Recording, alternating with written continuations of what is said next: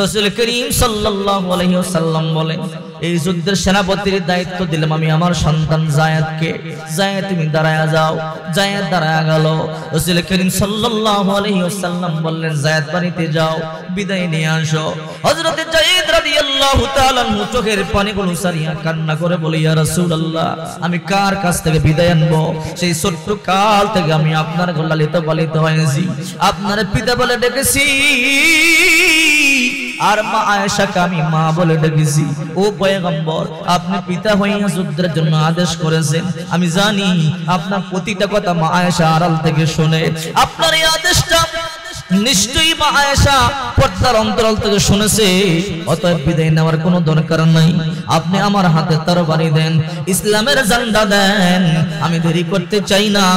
আমি আল্লাহ আর রাসূলের জন্য এই মুহূর্তে শাহাদাতের সুদা পান করতে রাজি। আল্লাহু আকবার। আল্লাহর পয়গম্বর বললেন, এই যুদ্ধের জন্য 2 নম্বর সেনাপতি জাফর ইবনে আবি তালেব। আমার চাচাতো ভাই জাফর ইবনে আবু তালেব কোথায়? লাব্বাইক ইয়া রাসূলুল্লাহ।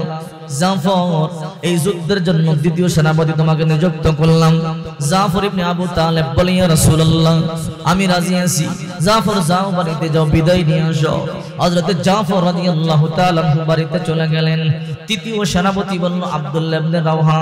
আব্দুল্লাহ ইবনে রাওহা, তুমিও যাও। রাসূল করিম সাল্লাল্লাহু আলাইহি ওয়াসাল্লাম বললেন, 3 জন সেনাপতি, এরপরে প্রয়োজন হলে আবার তোমরা যুদ্ধের ময়দানে মাশওয়ারা করে সেনাপতি নিযুক্ত করে নিও। এই কথা বলবার পরে রাসূল করিম সাল্লাল্লাহু আলাইহি ওয়াসাল্লাম বললেন, জাফর, বাড়িতে যাও, তুমি তোমার বিবি থেকে বিদায় নিয়ে আসো। হযরত জাফর রাদিয়াল্লাহু তাআলা বাড়িতে গেলেন। বাড়িতে যাওয়ার পরে বিবিকে গিয়ে বলল, বিবি, বিদায় দাও, দেখা হবে হাসরের ময়দানে। বিবি কয়, স্বামী আমার, এমন বিদায় তো জীবনে কখনো নেন নাই। কি হয়েছে বলেন?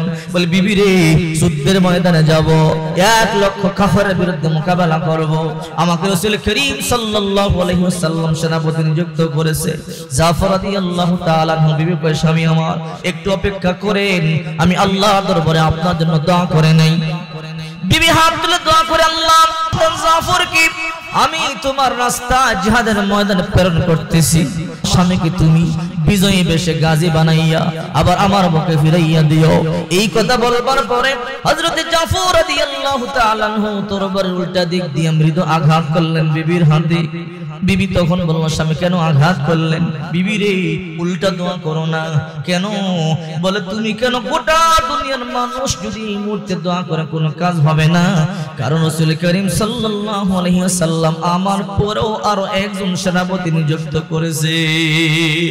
আহারে, মুসলমান তো তাদেরকে বলে গুলির সামনে, কামানের সামনে 1 বছরের সন্তানকে ধরে বলে, এই মুহূর্তে ইসলাম ছেড়ে দিয়ে ইহুদি হয়ে যাবি, যদি না হও তোমাদের এই সন্তানকে বুলেট মেরে একদম ছিন্ন বিচ্ছিন্ন করে ফেলবো। ওই পিতামাতা দিব্যি কণ্ঠে বলেছে, আমাদের সন্তানকে কি মারবা? একজন সন্তান নয়, যদি আল্লাহ আরো সন্তান দেয়, একটার পর একটাকে বুলেট মেরে কামান মেরে ধ্বংস করে দাও, এরপর আল্লাহ দিন থেকে চুল পরিমাণ মরে দাঁড়াবো না, ঠিক কিনা? হয়তো আপনারা দেখেছেন, গত কয়েকদিন আগে সবে মাত্র প্রকাশিত হয়েছে সেই বাইতুল মুকাদ্দাস পবিত্র জমিনে ইসরায়েলিরা দেখেছেন ফিলিস্তিনের উপর কেমন বোমা বর্ষণ করছে, ঠিক কি না? আহারে, এইরকম জুলুম, এইরকম বড় বড় অত্যাচার জীবন আর দেখি না, ঠিক কি না? কয়েকদিন আগে প্রকাশিত হয়েছে ওই সংবাদটা দেখে আমি নিজেও কান্না করেছিলাম। ইসরায়েলি সৈন্যরা মুসলমানদের বাড়ি ঘরগুলো বোমা মেরে উড়িয়ে দিচ্ছিল। এক দম্পতি যেই ঘরের মধ্যে বসবাস করত, স্বামী আর স্ত্রী, 1 বছরের ছোট্ট একটা বাচ্চা আছে মাত্র, আর কেউ নাই। বোম মারবার পরে বাড়িটা উড়ে গেল, ধ্বংস হয়ে গেল। স্বামী আর স্ত্রী মনে মনে চিন্তা করে, এই জায়গায় থাকা যাবে না, যেহেতু বোম মারা শুরু করে দিয়েছে, চলো বাচ্চাকে নিয়ে আমরা দূরে চলে যাই। স্বামী আর স্ত্রী সন্তানটাকে নিয়ে দূরে যাইতেছিল। কিছু দূরে সামনে যাওয়ার পরে হঠাৎ করে 7-8 জন ইসরায়েলি সৈন্যরা আক্রমণ করলো। আক্রমণ করবার পরে বলে, এদেরকে ধরলো, স্বামীকে 4-5 জনে ধরলো, স্ত্রীকেও 4-5 জনে ধরলো। একজনের ছোট বাচ্চাটাকে টান দিয়া কোল থেকে দূরে নিয়ে গেল। দূরে নিয়ে যাওয়ার পরে ওই লোকটা বাচ্চাকে উপরের দিকে এরকম ধরলো।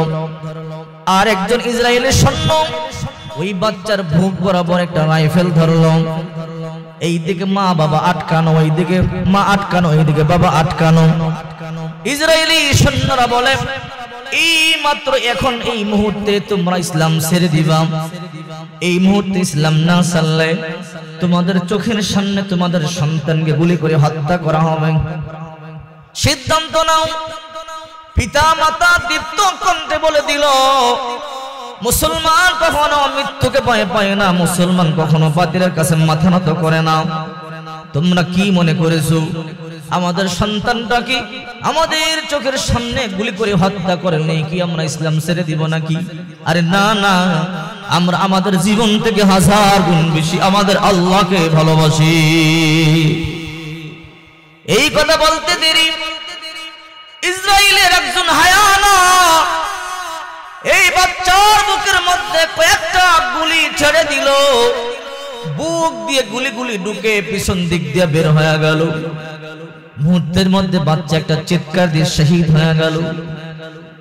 হঠাৎ করে বাচ্চাকে পিতামাতার সামনে ডিল মারিয়ে ফালায়া দিয়ে সবাই চলে গেল। এইবার পিতামাতা দৌড়ে সন্তানকে কোলে দিল নিলেন, নিয়ে দেখে সন্তান তো এখন আর জিন্দা নাই। বিবি সন্তানকে কোলের মধ্যে নিয়ে হাউমাউ করে কান্না করে। স্বামী বলে, কি রে বিবি কেন কান্না করো? বলে, সন্তান শহীদ হয়েছে, আমি কি কান্না করবো না? বলে, বিবি কান্না করবা না, যদি আমাদের এই সন্তানটার বিনিময়ে আল্লাহ তাআলা এই বাইতুল মুকদ্দিসটা মুসলমানদের জন্য আজাদ করে দেয়, আমাদের কোনো দুঃখ নাই। স্বামী তার সন্তানটারে বাবা কোলের মধ্যে নিয়া আকাশের দিকে দৌড়িয়ে বলে, আল্লাহ, ইহুদিরা আমাদেরকে যেই অফার দিয়েছিল যদি এই মুহূর্তে আমরা খ্রিস্টান হয়ে যেতাম, আমাদের সন্তানটাকেও মারতো না, আমাদের ঘর বাড়িটাকে বোম মারিয়া জ্বালায়া দিত না, আমরা ইহুদি হই না একমাত্র তোমার মহাব্বতে। আয় আল্লাহ, এই জন্য আমাদের চোখের সামনে আমাদের সন্তানটারে গুলি করে শহীদ করে দিল। আমাদের সন্তানকে গুলি করে শহীদ করেছে, কোনো আপত্তি নাই মালিক। এরপরও এই রক্তের বিনিময়ে বাইতুল মুকদ্দিসটা মুসলমানদের জন্য আজাদ করে দাও। আল্লাহু আকবার। চিন্তা করে দেখেন এদের কি বলে মুসলমান। মুসলমান কখনো মৃত্যুরে তো ভয় পায় না, ঠিক কিনা জোরে বলেন? কারণ মৃত্যুরে ভয় পায় কাফেরেরা। রাসূল করিম সাল্লাল্লাহু আলাইহি ওয়াসাল্লাম কখনো কখনো সাহাবায়ে কেরামদেরকে বলতেন, এ সাহাবারা, তোমরা তোমাদের জীবনের বিনিময়ে জান্নাত খরিদ করতে চাও কে কে? সাহাবায়ে কেরাম লাভ দিয়ে দাঁড়ায় যাইতো, ইয়া রাসূলুল্লাহ, আমরা আমাদের জীবন দিয়ে আল্লাহর জান্নাতটা খরিদ করতে চাই। সুবহানাল্লাহ বলে। রাসূল করিম সাল্লাল্লাহু আলাইহি ওয়াসাল্লাম কখনো কখনো বলতেন, হে সাহাবীরা, আমার কয়েকটা জীবন লাগবে, জীবন জান্নাতের বিনিময়ে যুদ্ধের ময়দানে শাহাদাত বরণ করবে, আর মরতে দেরি আল্লাহ তাআলা জান্নাতে প্রবেশ করাইতে দেরি করবে না। সাহাবায়ে কেরাম লাফ দিয়ে দাঁড়ায় যাইতো, ও পয়গম্বর, আমরা জান্নাতের বিনিময়ে জীবনটা উৎসর্গ করতে রাজি আছি। চিন্তা করে দেখেন, আমরা বিবিধ চিন্তা করতাম, ব্যবসার চিন্তা করতাম, চাকরি চিন্তা করতাম, ঠিক কিনা জোরে বলেন? সাহাবীরা সেই চিন্তা করতো না, কারণ দুনিয়ার তুলনায় আল্লাহর জান্নাত তো অনেক অনেক বেশি দামি। এই জন্য একদিন বিশ্ব নবী মুহাম্মদুর রাসূলুল্লাহ সাল্লাল্লাহু আলাইহি ওয়াসাল্লাম, রাসূল করিম সাল্লাল্লাহু আলাইহি ওয়াসাল্লাম একদিন বললেন, হে সাহাবীরা, মুতা নামক জায়গার মধ্যে 1 লক্ষ সৈন্য চলে আসছে, কাফের মুশরিক বেঈমানেরা আল্লাহর দিন থেকে, আল্লাহর জমিন থেকে আল্লাহর দিনকে চিরতরে বিদায় করবার জন্য। হে সাহাবীরা, কে কে পারবা নিজের জীবন দিয়ে হলেও আল্লাহর জমিন আল্লাহর দিন প্রতিষ্ঠা করতে? সাহাবায়ে কেরাম দাঁড়িয়ে গেল, ইয়া রাসূলুল্লাহ, আমরা আমাদের জীবনের বিনিময়ে আল্লাহর জমিন আল্লাহর দিন প্রতিষ্ঠা করতে চাই। রাসূল করিম সাল্লাল্লাহু আলাইহি ওয়াসাল্লাম সাহাবীদেরকে প্রস্তুত করলেন মাত্র 3000। ওইদিকে 1 লক্ষ আর এইদিকে মাত্র 3000 সাহাবী, খুবই দুর্বল। নিরস্ত্র, অস্ত্র নাই, আর কাফেরেরা সুসজ্জিত, অথচ মাত্র 3000 লক্ষ কাফেরের বিরুদ্ধে মোকাবেলা করবে। রাসূল করিম সাল্লাল্লাহু আলাইহি ওয়াসাল্লাম লম্বা ভাষণ দিলেন, চোখের পানিগুলো সারিয়া সারিয়া পয়গম্বর কান্না করতেছে। সাহাবায়ে কেরাম বলে, ইয়া রাসূলুল্লাহ, আপনি হঠাৎ করে চোখের পানি সারিয়া কেন কাঁদেন? বলে, কাফেরদের দল কিন্তু অনেক বড়, 1 লক্ষ, তোমরা মাত্র 3000। সাহাবায়ে কেরাম বলে, ইয়া রাসূলুল্লাহ, আপনি টেনশন করবেন না, আপনি আমাদেরকে আল্লাহর রাস্তায় পাঠায়া দেন। ও নবী, আমরা কখনো সংখ্যা গুণে কাজ করি না, আমরা জানি আমাদের সাথে আল্লাহ আছে, আল্লাহর রাসূল আছে। খোদার কসম করে বলি, মুসলমানরা মরতে পারে কিন্তু কখনো মাথা নত করতে পারে না, ঠিক কি না? রাসূল করিম সাল্লাল্লাহু আলাইহি ওয়াসাল্লাম বললেন, এই যুদ্ধের সেনাপতির দায়িত্ব দিলাম আমার ছেলে যায়েদকে। যায়েদ রাদিয়াল্লাহু তাআলা আনহু ছিল রাসূল করিম সাল্লাল্লাহু আলাইহি ওয়াসাল্লামের পালক পুত্র। রাসূল করিম সাল্লাল্লাহু আলাইহি ওয়াসাল্লামের 3 জন ছেলে সন্তান ছিল। ছোট্টকালে শাহাদাত বরণ করেছে, ইন্তেকাল করেছে। রাসূল করিম সাল্লাল্লাহু আলাইহি ওয়াসাল্লাম যায়েদকে লালন পালন করেছেন, আদর করেছেন, যত্ন করেছেন। রাসূল করিম সাল্লাল্লাহু আলাইহি ওয়াসাল্লাম বলেন, এই যুদ্ধের সেনাপতির দায়িত্ব দিলাম আমি আমার সন্তান যায়েদকে। যায়েদ, তুমি দাঁড়ায়া যাও। যায়েদ দাঁড়ায়া গেল। রাসূল করিম সাল্লাল্লাহু আলাইহি ওয়াসাল্লাম বললেন, যায়েদ বাড়িতে যাও, বিদায় নিয়ে আসো। হযরত যায়েদ রাদিয়াল্লাহু তাআলা আনহু চোখের পানিগুলো সারিয়া কান্না করে বলে, ইয়া রাসূলুল্লাহ, আমি কার কাছ থেকে বিদায় আনবো? সেই ছোট্ট কাল থেকে আমি আপনার লালিত পালিত হয়েছি, আপনার পিতা বলে ডেকেছি, আর মা আয়েশাকে আমি মা বলে ডেকেছি। ও পয়গম্বর, আপনি পিতা হইয়া যুদ্ধের জন্য আদেশ করেছেন, আমি জানি আপনার প্রতিটা কথা মা আয়েশা আড়াল থেকে শুনে। আপনার এই আদেশটা নিশ্চয়ই মা আয়েশা পর্দার অন্তরাল থেকে শুনেছে, অতএব বিদায় নেওয়ার কোনো দরকার নাই। আপনি আমার হাতে তরবারি দেন, ইসলামের ঝান্ডা দেন, আমি দেরি করতে চাই না। আমি আল্লাহ আর রাসূলের জন্য এই মুহূর্তে শাহাদাতের সুদা পান করতে রাজি। আল্লাহু আকবার। আল্লাহর পয়গম্বর বললেন, এই যুদ্ধের জন্য 2 নম্বর সেনাপতি জাফর ইবনে আবি তালেব। আমার চাচাতো ভাই জাফর ইবনে আবু তালেব কোথায়? লাব্বাইক ইয়া রাসূলুল্লাহ। জাফর, এই যুদ্ধের জন্য 2য় সেনাপতি তোমাকে নিযুক্ত করলাম। জাফর ইবনে আবু তালেব বলে, ইয়া রাসূলুল্লাহ, আমি রাজি আছি। জাফর, যাও, বাড়িতে যাও, বিদায় নিয়ে আসো। হযরত জাফর রাদিয়াল্লাহু তাআলা বাড়িতে চলে গেলেন। 3য় সেনাপতি বলল, আব্দুল্লাহ ইবনে রাওহা। আব্দুল্লাহ ইবনে রাওহা, তুমিও যাও। রাসূল করিম সাল্লাল্লাহু আলাইহি ওয়াসাল্লাম বললেন, 3 জন সেনাপতি, এরপরে প্রয়োজন হলে আবার তোমরা যুদ্ধের ময়দানে মাশওয়ারা করে সেনাপতি নিযুক্ত করে নিও। এই কথা বলবার পরে রাসূল করিম সাল্লাল্লাহু আলাইহি ওয়াসাল্লাম বললেন, জাফর, বাড়িতে যাও, তুমি তোমার বিবি থেকে বিদায় নিয়ে আসো। হযরত জাফর রাদিয়াল্লাহু তাআলা বাড়িতে গেলেন। বাড়িতে যাওয়ার পরে বিবিকে গিয়ে বলল, বিবি, বিদায় দাও, দেখা হবে হাসরের ময়দানে। বিবি কই, স্বামী আমার, এমন বিদায় তো জীবনে কখনো নেন নাই। কি হয়েছে বলেন? বলে, বিবি রে, যুদ্ধের ময়দানে যাব, 1 লক্ষ কাফেরের বিরুদ্ধে মোকাবেলা করব। আমাকে রাসূল করিম সাল্লাল্লাহু আলাইহি ওয়াসাল্লাম সেনাপতি নিযুক্ত করেছে। জাফর রাদিয়াল্লাহু তাআলা আনহু বিবি কই, স্বামী আমার, একটু অপেক্ষা করেন, আমি আল্লাহর দরবারে আপনার জন্য দোয়া করে নেই। বিবি হাত তুলে দোয়া করে, আল্লাহ, আমার জাফরকে আমি তোমার রাস্তা জিহাদের ময়দানে প্রেরণ করতেছি। আমার স্বামীকে তুমি বিজয়ী বেশে গাজী বানাইয়া আবার আমার বুকে ফিরাইয়া দিও। এই কথা বলবার পরে হযরত জাফর রাদিয়াল্লাহু তাআলা আনহু তরবারির উল্টা দিক দিয়ে মৃদু আঘাত করলেন বিবির হাতে। বিবি তখন বলল, স্বামী কেন আঘাত করলেন? বিবি রে, উল্টা দোয়া করো না। কেন? বলে, তুমি কেন? গোটা দুনিয়ার মানুষ যদি এই মুহূর্তে দোয়া করে কোনো কাজ হবে না, কারণ রাসূল করিম সাল্লাল্লাহু আলাইহি ওয়াসাল্লাম আমার পরেও আরো একজন সেনাপতি নিযুক্ত করেছে। যদি আমি বেঁচে থাকতাম, আমার পরে সেনাপতির দরকার কি ছিল? অতএব বিদায় দে, দুনিয়াতে আর দেখা হবে না, দেখা হবে হাসরের ময়দানে। জাফর রাদিয়াল্লাহু তাআলা যুদ্ধের ময়দানে রওনা দিল। ছোট্ট 2টা বাচ্চা ছিল, ছোট্ট ছোট্ট বাচ্চা, বাদপানি সারিয়া সারিয়া কান্না করে, পিছনের দিকে প্রক্ষেপ করে না। বিবি তখন বলে, স্বামী, একটু সন্তানদেরকে জনমের মতো আদর করে যাও। বলে, না রে বিবি, না। বলে, কেন? বলে, সন্তানদেরকে আদর করলে যদি যুদ্ধের চেতনা আমি ভুলিয়া যাই, আমি আল্লাহ দরবারে কি জবাব দেব? এই জন্য পিছনে তাকাইবার মতো সময় আমার নাই। যুদ্ধের ময়দানে চলে গেলেন। আল্লাহর নবী তৃতীয় সেনাপতি আব্দুল্লাহ ইবনে রাওহাকে বললেন, আব্দুল্লাহ ইবনে রাওহা বাড়িতে যাও, বিদায় নিয়ে আসো। আহারে কেমন করুণ ঘটনা। আব্দুল্লাহ ইবনে রাওহার তখন বাসর ঘর ছিল, রাত্রে মাত্র বাসর হবে, বিবাহ করিয়া বিবিকে মাত্র বাড়িতে নিয়ে আসছে, এখনো পর্যন্ত বাসর হয় নাই। সংবাদ চলে এলো, আল্লাহর নবী সবাইকে ডাকতেছে। হযরত আব্দুল্লাহ ইবনে রাওহা দৌড়িয়ে চলে গেল আল্লাহর পয়গম্বরের কাছে। আল্লাহর পয়গম্বর বলল যে আব্দুল্লাহ ইবনে রাওহা, আজকে এই যুদ্ধের তৃতীয় সেনাপতি তোমাকে নিযুক্ত করা হলো, বাড়িতে যাও, বিদায় নিয়ে আসো। মাত্র বিবাহ করেছে, এখনো পর্যন্ত বাসর হয় না, রাত্রে বাসর হবে, ফুল সজ্জা হবে, এখনো পর্যন্ত ভালো করে স্ত্রীকে দেখে নাই, আর স্ত্রী স্বামীকে ভালো করিয়ে দেখে নাই। হযরতে আব্দুল্লাহ ইবনে রাওহা রাদিয়াল্লাহু তাআলা আনহু ঘরের সামনে গেলেন, দরজার বাইরে থেকে বলে, বিবি আমি তোমার হক আদায় করতে পারি নাই, স্বামী হিসেবে তুমি আমারে মাফ করিয়া দাও, এই দুনিয়াতে আমি তোমার হক আদায় করতে পারি নাই, বিবি রে বিদায় দাও, মাফ করিয়া দাও, দেখা হবে হাসরের ময়দানে।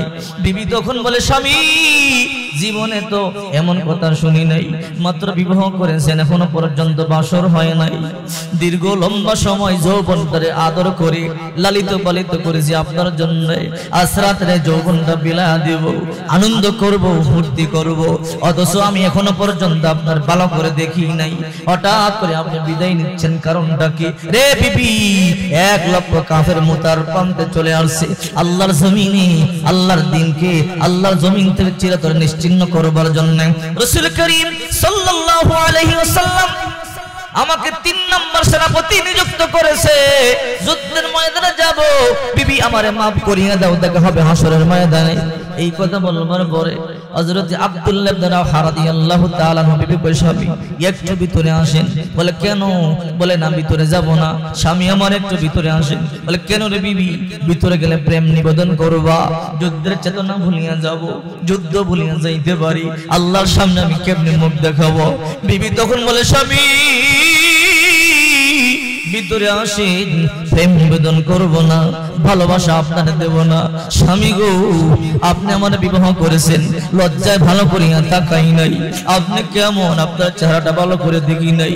ও স্বামী আমার, বড় আশা আর বড় স্বপ্ন ছিল, আজকে রাত্রে মন ভরে আপনারা দেখব, আজকে রাত্রে মন ভরে আপনারা ভালোবাসবো। একটা মেয়ের জীবনের সবচেয়ে আশা তার মসুর রাত মধুর রাত, স্বামী আমার প্রেম আর ভালোবাসা নিবেদন করবার জন্য আপনারা ডাকি না, একটু প্রাণ ভরে আপনারা দেখতেছে বলে খেলো। ও স্বামী আমার, কাল কিয়ামতের ময়দানে হাজার হাজার আব্দুল্লাহ ইবনে রাওহা থাকবে, আমি কেমনে আমার স্বামীর চিনবো? আর আমি না চিনলে কেমনে আমার স্বামীর হাত ধরে জান্নাতে যাব? ভালোবাসা নিবেদন করবার জন্য নয়, একটু আপনার চেহারাটা দেখবার জন্য ভিতরে ডাকি। আল্লাহু আকবার। বিবির কাছ থেকে বিদায় নিলেন 3 জন সাহাবী, যুদ্ধের পতাকা নিয়ে, ঝান্ডা নিয়ে, তরবারি নিয়ে যুদ্ধের ময়দান রওনা দিলেন। যুদ্ধ করতে করতে প্রথম সেনাপতি হযরত যায়েদ রাদিয়াল্লাহু তাআলা আনহু শাহাদাত বরণ করলেন। শাহাদাত বরণ করবার পরে দ্বিতীয় সেনাপতি হযরত জাফর ইবনে আবু তালিব রাদিয়াল্লাহু তাআলা আনহু দৌড়াইয়া ইসলামের পতাকা হাতের মধ্যে নিলেন, দুর্দান্ত যুদ্ধ শুরু করে দিলেন।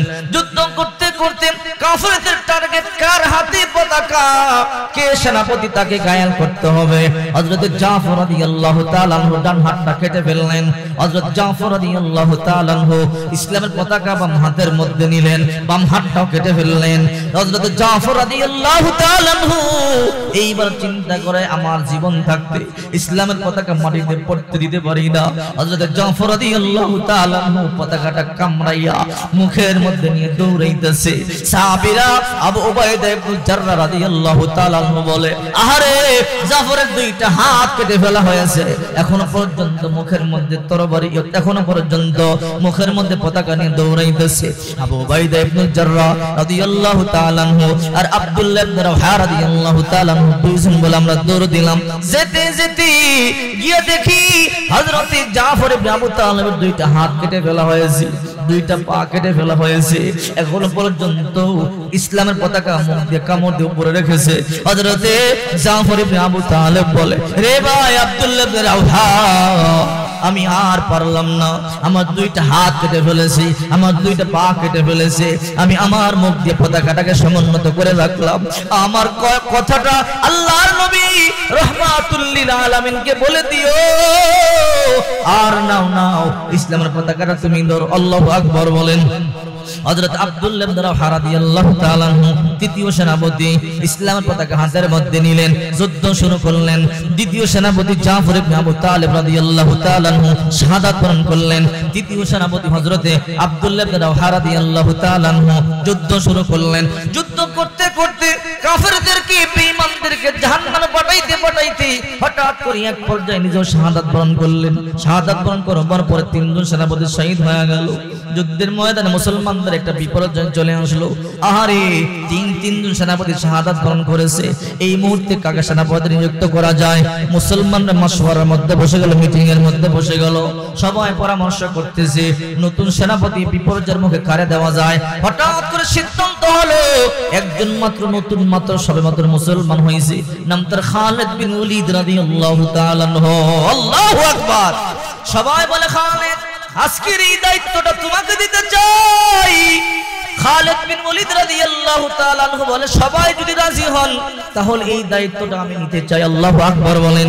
কিতাবের মধ্যে আছে হযরতে খালিদ বিন ওলীদ রাদিয়াল্লাহু তাআলা আনহু তরবারি নিয়ে যখন যুদ্ধ শুরু করে দিলেন, বৃষ্টির মতো কাফেরদেরকে কুবাইতে লাগলেন।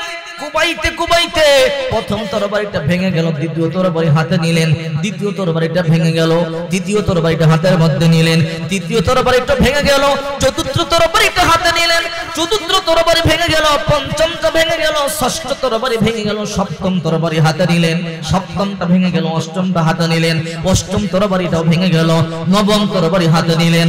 এমন ভাবে বৃষ্টির মতো কাফেরদেরকে কচু কাটা করতেছিল।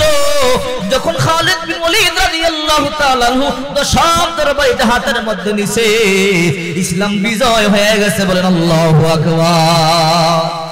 গোটা ময়দান ফাঁকা হয়ে গেছে। আল্লাহ তাআলা মুসলমানদেরকে বিজয় দান করলেন। মুসলমান কখনো সংখ্যা গণনা করে যুদ্ধের ময়দানে নামে না। মুসলমান কখনো মৃত্যুকে ভয় করে যুদ্ধের ময়দানে জিহাদ করবার জন্য নামে না। মুসলমান তো নামে ঈমানের বলে। মুসলমান জানে আমাদের সাথে আমাদের আল্লাহ আছে। ঠিক কিনা জোরে বলে। এই কথাটাই আল্লাহ পাক রব্বুল আলামিন এই আয়াতের মধ্যে বলেন, ইন্নাল্লাযীনা ক্বালু রাব্বুনাল্লাহ সুম্মা ইসতাকামু, যারা তোমরা স্বীকৃতি দিয়েছো আমি তোমাদের রব, এরপরে যত বাধা আছে, যত বিপদ আছে, তোমরা যদি ইস্তেকামত থাকতে পারো, আল্লাহ তাআলা বলেন আল্লাহ তাখাফু ওয়ালা তাহজানু, তোমাদের কোনো ভয় টেনশন, আমি আল্লাহ সর্বক্ষণ তোমাদের সাথে আছি। আল্লাহু আকবার। বিরক্ত হইতেছে? এই জন্য আল্লাহ পাক রব্বুল আলামিন বলেন, প্রকৃত মুমিন যারা, প্রকৃত বিশ্বাসী যারা, এদেরকে আল্লাহ তাআলা মাঝে মাঝে পরীক্ষা করবে। ঠিক কিনা? সূরা বাকারার মধ্যে বলেন, ওয়ালা নাবলুওয়ান্নাকুম বিশাইইম মিনাল খাউফ ওয়াল জু' ওয়া নাকসিম মিনাল আমওয়ালি ওয়াল আনফুসি ওয়াস সামারাত ওয়া বাশশিরিস সাবিরিন।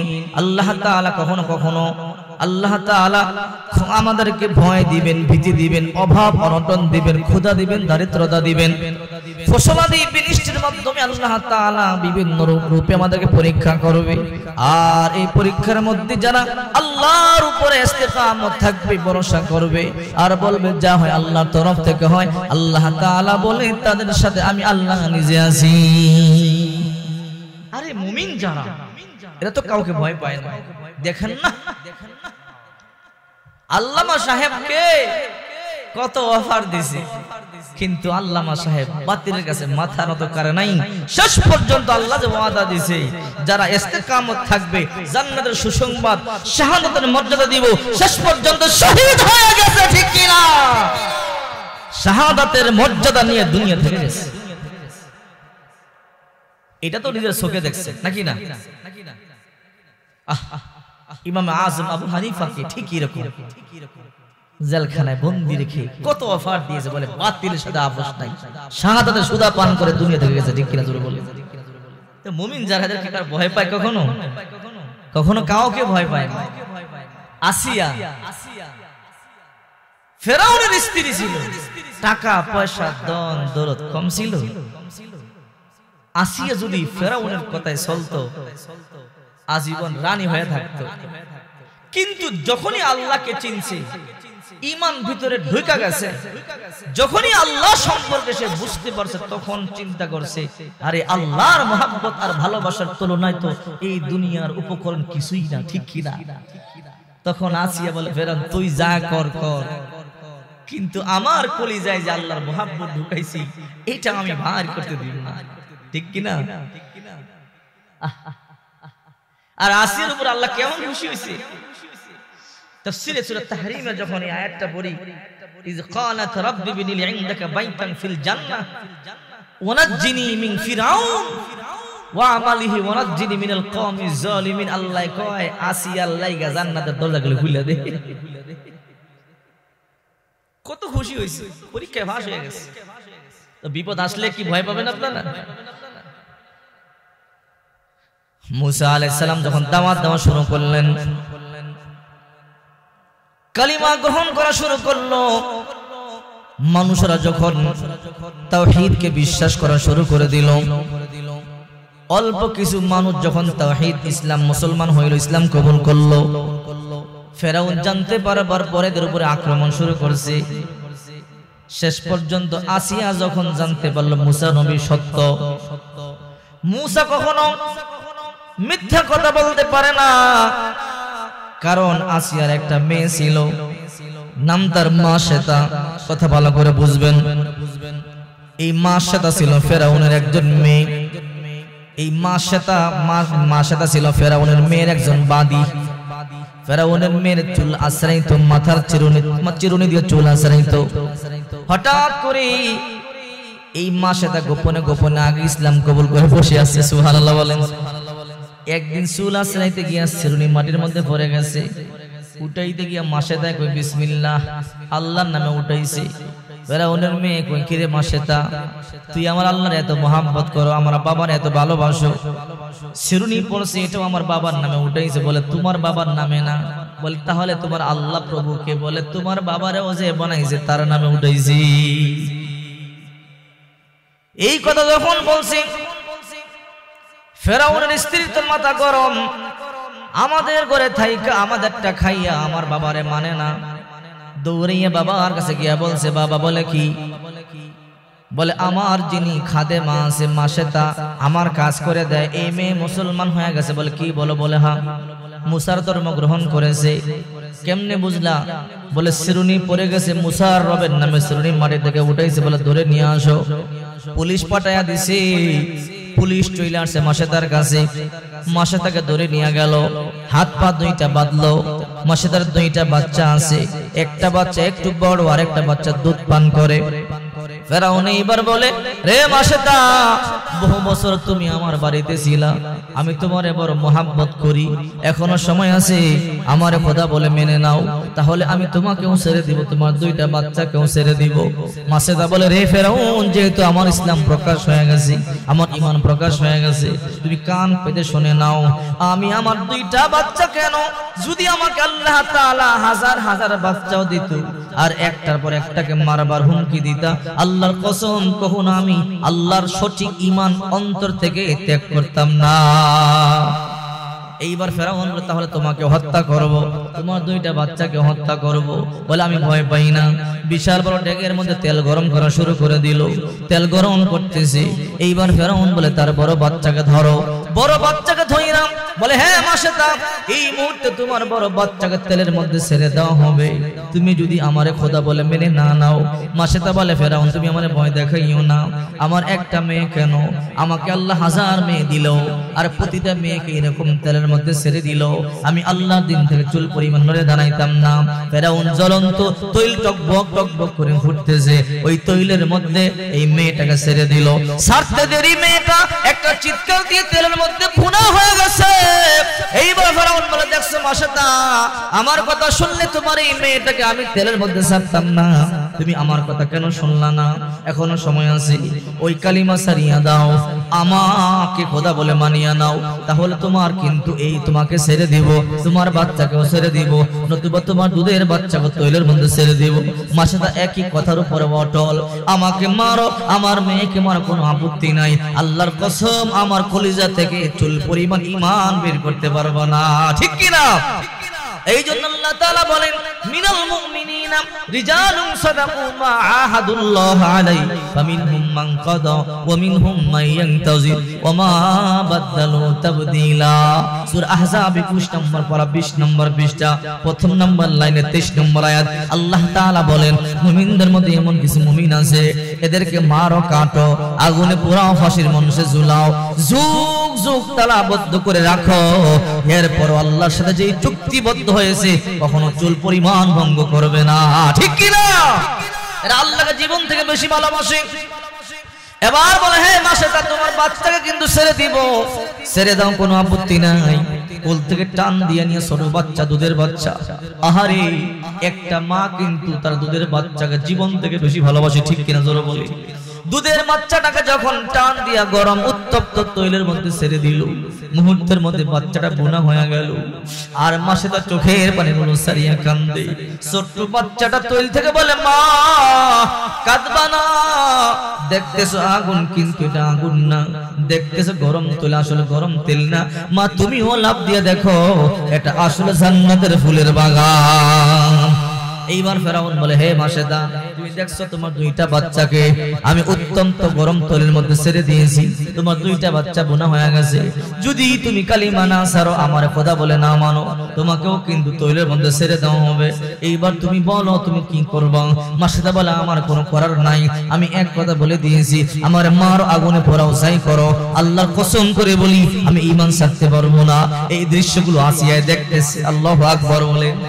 আসিয়া বলে, হারে যেই মুসারে কুলপিনে মানুষ করলাম, যেই মুসারে আদর করিয়া বড় করলাম, অথচ ওই মুসার ঈমান একটা বাদি আনতে পারলো, আর আমি মা আসিয়া ঈমান আনতে পারলাম না। আহারে আমার বড় লেট হয়ে গেছে। আসিয়াও পড়ে নিল লা ইলাহা ইল্লাল্লাহু মুসা কালিমুল্লাহ। এই দৃশ্য দেখে আসিয়া কালিমা পড়ছে, ঈমান গ্রহণ করছে। এইবার ফেরাউন বলে, তুমি কি ঈমান ছাড়বা না? বলে, না, আমার সাথে ঈমান ছাড়বো না। বলে, তাহলে তোমাকে কিন্তু আগুনে ছেড়ে দেব। ঠিক আছে, ছাড়িয়া দাও।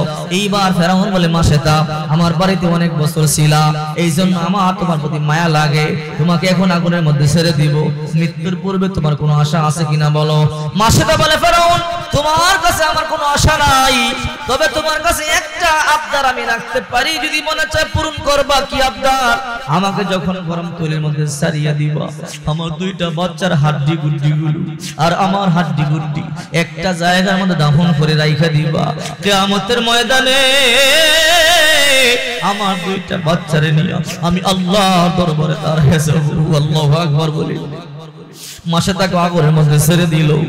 মা আর দুইটা বাচ্চার হাড্ডি গুড্ডি একটা জায়গার মধ্যে দাফন করে রেখে দিল। রাসূল করিম সাল্লাল্লাহু আলাইহি ওয়াসাল্লাম যেদিন মেরাজে যাবে, রাসূল করিম সাল্লাল্লাহু আলাইহি ওয়াসাল্লাম বলে, জিবরাইল, আমি কি জান্নাতের কাছাকাছি চলে আসলাম নাকি? বলে, কেন? আমার নাকের গোড়ায় জান্নাতের ঘ্রাণ পাইতেছি। তখন জিবরাইল বলে, ইয়া রাসূলুল্লাহ, জান্নাত তো বহু দূরে, এখানে আপনি জান্নাত কোথায় পাবেন? আপনি তো এখনো দুনিয়ার জমিনে। ও জিবরাইল, তাহলে জান্নাতের ঘ্রাণ পাই কেন? ও নবী, হ্যাঁ মনে পড়ছে। কি?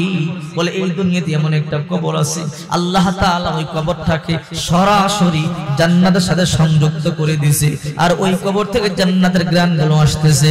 রাসূল করিম সাল্লাল্লাহু আলাইহি ওয়াসাল্লাম বললেন, ওই কবরটা কার কবর? বলে, ওই যে ফেরাউন মাসেদা নামক একজন দাসী আর তার দুইটা মেয়েকে একসাথে জ্বলন্ত তৈলের মধ্যে পইরা একটা কবরের মধ্যে দাফন করেছিল, এটা হলো ওই কবর। আর ওই কবর থেকে জান্নাতের সুঘ্রাণ আসতেছে, আর ওই সুঘ্রাণগুলো আপনি এখন পাইতেছেন। আল্লাহু আকবার।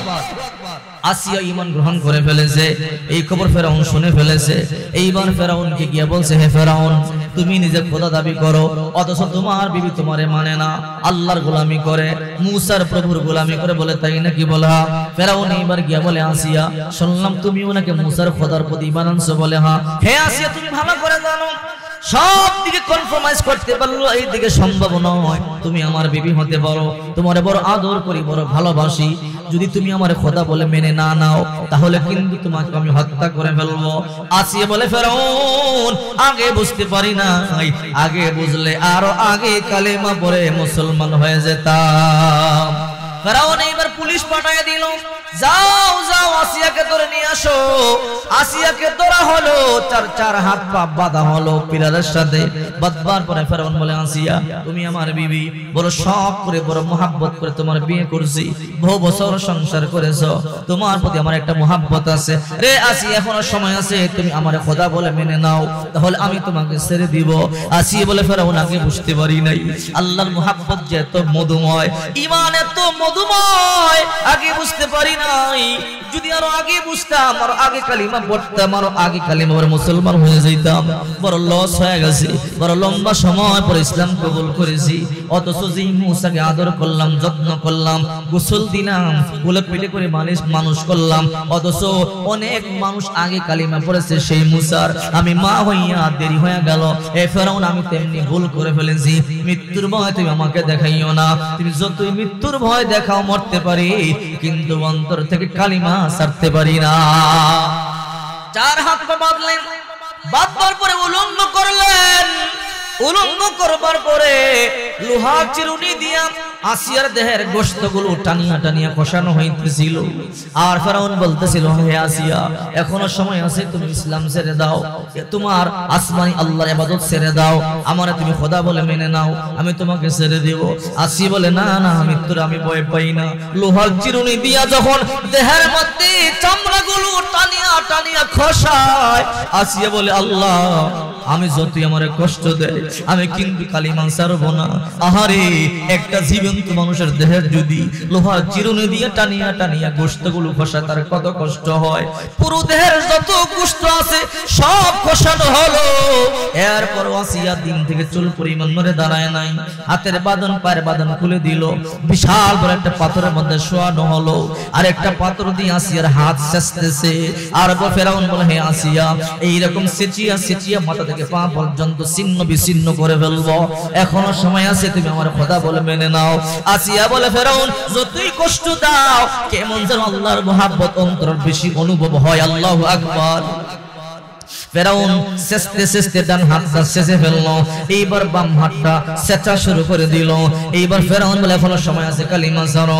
আসিয়া বলে, না কালিমা ছাড়বো না। এইবার দ্বিতীয় হাতটাও সেচে ফেললো, এইবার একটা পা সেচা শুরু করে দিল, দুইটা পা, পুরো চার হাত পা সেচা শেষ হয়ে গেল। এইবার ফেরাউন বলে, আসিয়া তোমার দেহের দুই হাত দুই পা শেষ, এখন তোমার বডি আছে, তোমার এই দেহের বডিকে শেষের চূর্ণ বিচ্ছিন্ন করে ফেলবো, এখনো সময় আছে, কালিমা ছাড়িয়ে দাও। আসিয়া বলে, না না আমি কালিমা ছাড়বো না, পুরো বুকের মধ্যে পাথর মারতেছি, পুরো বুকটা ছিন্ন বিচ্ছিন্ন হয়ে গেছে, মাত্র রুহটা বের হয়ে যাবে। আল্লাহ তাআলা বলে, রে জিবরাইল তাড়াতাড়ি আমার আসিয়ার কাছে যা, আমার আসিয়া ফাস্ট হয়ে গেছে, আসিয়ার ঈমানটা আমার কাছে বড় পছন্দ হয়েছে, আজকে কি আমার আসিয়ার অফার দিবি? আমার তরফ থেকে আমি আল্লাহ তারে বললাম, আজকে সে আমার কাছে যা চাবে আমি আল্লাহ তাকে আজকে তাই দিয়ে দিব। জিবরাইল চলে আসলো, আসবার পরে আসিয়ার কানে কানে বলে, আল্লাহ তাখাফু ওয়ালা তাহজানু। আল্লাহু আকবার বলেন। আসিয়া তোমার ভয় নাই, তোমার টেনশন নাই, ও আবশিরু সুসংবাদ গ্রহণ করো, বিল জান্নাতিল্লাতী কুনতুম তুআদুন। আল্লাহ তাআলা যে জান্নাতের ওয়াদা দিয়েছে, মরতে দেরি হবে, জান্নাতে ঢুকতে দেরি হবে না। তবে আল্লাহ তাআলা তোমার ঈমানটারে বড় পছন্দ করেছে, বড় ভালোবেসেছে। আজকে আল্লাহ তাআলা অফার দিয়েছে, আল্লাহর কাছে আজকে যা চাইবা চাইতে দেরি হবে, আল্লাহ তাআলা তোমাকে দিতে দেরি করবে না। আসিয়া বলে, হ্যাঁ জিবরাইল, আল্লাহ তাআলা সত্যি যদি আজকে আমাকে অফার দিয়ে থাকি, আমি আল্লাহর কাছে যা চাই আল্লাহ তাআলা আমাকে তাই দিবে। তাহলে আল্লাহর কাছে আমার একটা চাওয়া আছে। আল্লাহু আকবার বলে। আসিয়া কি চাইছে দেখেন, চাওয়াটা কেমন ছিল। আসিয়ার চাওয়াটা আল্লাহর কাছে এত পছন্দ হয়েছে, ওই চাওয়াটাকে আল্লাহ তাআলা কোরআনে সূরা তাহরিমের আয়াত বানাইয়া আমাদের জন্য হাদিয়া দিয়েছে। আসিয়া আল্লাহর কাছে চাইতেছে, ইয ক্বালাত রাব্বি বিনিলি ইনদাকা বাইতান ফিল জান্নাহ ওয়া নাজ্জিনি মিন ফিরআউনা ওয়া আমালিহি ওয়া নাজ্জিনি মিনাল কওমিজ জালিমিন। হে আল্লাহ, যদি দিতেই চাও তাহলে জান্নাতে তোমার কাছাকাছি আমার জন্য একটা ঘর বানাও। আল্লাহু আকবার বলেন। শুধু জান্নাতে ঘর বানাও এটা কিন্তু বলে নাই, আল্লাহ সেই জান্নাতে একটা ঘর বানাও, আর ওয়ানাজ্জিনি মিন ফিরআউনা ওয়া আমালিহি ওয়ানাজ্জিনি মিনাল কওমিজ জালিমিন। এই ফিরআউনের অত্যাচার থেকে, তার দল বলের অত্যাচার থেকে আমাকে পরিত্রাণ দাও, নাজাত দাও, তোমার কাছে নিয়ে নাও। দুইটা চাওয়া, একটা চাওয়া আল্লাহ তোমার কাছে জান্নাতে একটা ঘর বানাও। শুধু জান্নাতে না, জান্নাত তো অনেক বড়, এমন জায়গা জান্নাতে ঘর বানাইবা যেখানে তোমার আমি দেখতে পাবো। আর দ্বিতীয় নাম্বার, এই অত্যাচার থেকে আমাকে পরিত্রাণ দিয়ে তোমার কাছে নিয়ে যাও। আসিয়া জান্নাতে কাছাকাছি একটা ঘর বানাইবার জন্য কেন বলছে? আল্লাহ তাআলা তো জান্নাতের মধ্যে একটা ঘর বানাইলেই হয়।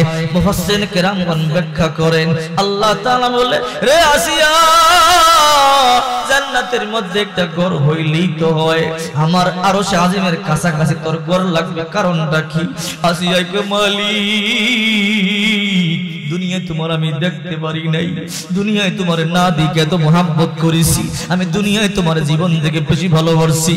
ওগো আল্লাহ, তোমার দেখার বড় আশা, তোমার দেখার বড় ইচ্ছা। ওগো আল্লাহ, দুনিয়ায় দেখতে দিলে চাইছে, মনে চাইছে, ছটফট করছে, তোমার দেখতে পারি নাই। সেজদায় গেলে কত মজা লাগছে, রুকুতে গেলে কত মজা লাগছে। ওগো আল্লাহ, দেখতে মন চাইছে কিন্তু দেখতে পারি নাই। ওগো আল্লাহ, জান্নাতে তোমার কাছাকাছি এমন জায়গায় একটা ঘর বানাইবা যখন আমার মনে চাইবো যেন আমি তোমার দেখতাম পারি। আল্লাহু আকবার বলেন। ওগো আল্লাহ, যখন আমার বাধা থাকবে না, এই জন্য জান্নাতে শুধু হইলে হবে না, একবার তোমার কাছাকাছি হইতে হবে। কারণ আমি দুনিয়াতে তোমার জন্য এত পাগল ছিলাম যেন এই আশাটা জান্নাতে পূর্ণ হয়। আমার যখন মনে চাইবো আমি যেন জান্নাতে তোমারে দেখতে পারি। আল্লাহ তাআলা কইরে, জিবরাইল দেরি করবি না, দেরি করবি না, আমার কাছাকাছি জান্নাতে তার জন্য একটা ঘর বানা। আল্লাহ তাআলা হুকুম দিয়েছে, ফেরেশতারা মুহূর্তের মধ্যে জান্নাতে তার জন্য একটা ঘর বানাইছে। আর আল্লাহ তাআলা বলে, 7টা আসমানের দরজা সব খুলে দে। জিবরাইল বলে, আল্লাহ কেন? বলে, আসিয়া যেন দুনিয়ায় থাইকা থাইকা তার জান্নাতটা দেখা দেখা মরতে পারে, আসিয়া যেন বিন্দু পরিমাণ কষ্ট না হয়। আল্লাহ তাআলা 7টা আসমানের দরজাগুলো খুলে দিয়েছে। আর আসিয়ার শেষ নিঃশ্বাসটা বের হবে এমন সময় আসিয়া হাসে, আর ফেরাউন পাথর মাথার মধ্যে মারতেছে, ছিন্ন বিচ্ছিন্ন হয়ে যাইতেছে। ফেরাউন কই, কি আসিয়া, পাথর মারিয়া মারিয়া 4 হাত পা সব থেতলায়া দিলাম, বডি থেতলায়া দিলাম, মাথা থেতলায়া দিতেছি, তুমি এখনো হাসতেছো, তুমি কি ব্যথা পাও না? আসিয়া কই, রে ফেরাউন, আমি আমার মাওলার ইশকের ডুইবা আছি, আমি আমার মাওলার দিদারে আছি। আমার আজকের এই পরীক্ষাটা আমার আল্লাহর কাছে এত পছন্দ হইছে, এই জন্য আল্লাহ তাআলা আমার জন্য জান্নাতে একটা ঘর বানাইছে। আমার জন্য আল্লাহ তাআলা জান্নাতে যে নিয়ামতগুলো রাখছে, 7টা আসমান সব দরজা খুলে দিয়েছে। আমি এই মুহূর্তে আল্লাহর জান্নাতের নিয়ামতগুলো দেখতেছি, আমি আল্লাহর দিদারে আছি। তুমি এইদিকে কি করো? ভ্রুক্ষেপ করবার সময় আমার নাই। আল্লাহু আকবার। अल्लाह अल्लाह क्या मुबारक नाम है, अल्लाह अल्लाह आशिकों का काम है। या इलाही मुझसे मुझको दूर कर, ताकि देखो मुझ में तुझको एक नजर जन्नत दो। ज़ख से या रब क्या करो, आरज़ू है मैं तुझे देखा करो। हूर गिल्मा जितनी नियामत है तो सबसे बढ़कर नियामत दीदार दो।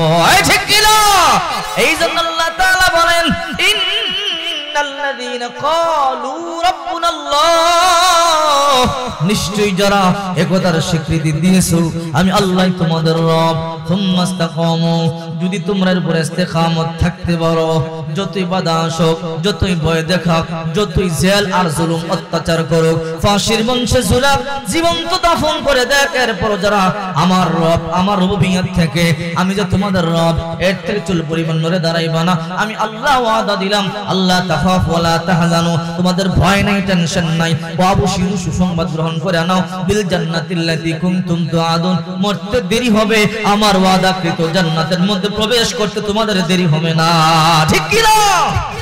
এই জন্য যখন কোন নাস্তিক কোন মুরতাদ আমাদেরকে ভয় দেখাবে, কখনো এদের সামনে মাথা নত করা যাবে না, ঠিক কি না? জোরে বলেন। মরতে একদিন হবেই হয়তো, আগে আর পিছে।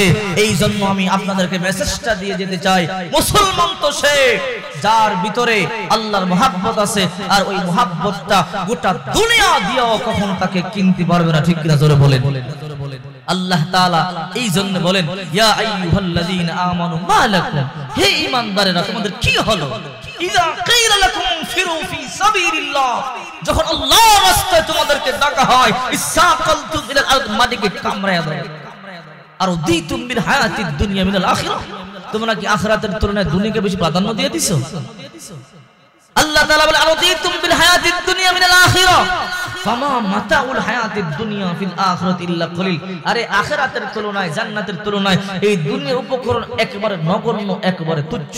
তবে হ্যাঁ শোনো, ইল্লা তানফিরু, যদি তোমরা আল্লাহর রাস্তায় বের না হও, ইউআযিবুকুম আযাবান আলীমা, কঠিন থেকে কঠিন শক্ত শাস্তি দেওয়া হবে, ওয়া ইউআযিবুকুম আযাবান আলীমা, আর ওয়াস্তাবদিল কওমান গায়রাকুম, এমন এক জাতিকে তোমাদের উপরে চাপায়া দেওয়া হবে, তোমাদেরকে পিষ্ট করবে, দলিত করবে, লাঞ্ছিত করবে, বঞ্চিত করবে, তোমরা কিছুই করতে পারবে না। লা তাদুরুহু শাইআ, ঠিক কি না? আজকে কেন লাঞ্ছিত হচ্ছে, কেন বঞ্চিত হচ্ছে? একটাই কারণ, আমরা আল্লাহর রাস্তায় বের হই না। কথা ঠিক না? ঠিক। যদি আমরা আল্লাহর রাস্তায় সঠিকভাবে বের হতাম, জান আর মাল দিয়ে যদি আল্লাহর রাস্তায় আমরা বের হয়ে যেতাম, খোদার কসম আমাদের জাল মাল নিরাপত্তা দিতেন কে? সাহাবায়ে কেরাম বিভিন্ন চিন্তা করেন নাই, সন্তানের চিন্তা করেন নাই, মালের চিন্তা করেন নাই। এই জন্য আল্লাহ তাআলা এদেরকে দুনিয়াতে সফল করেছেন, এদের উপর আল্লাহ রাজি হয়ে গেছে। রাদিয়াল্লাহু আনহুম ওয়া রাদওয়ান, আল্লাহ এদের উপরে রাজি আর এরাও আল্লাহর উপরে রাজি, ঠিক কি না?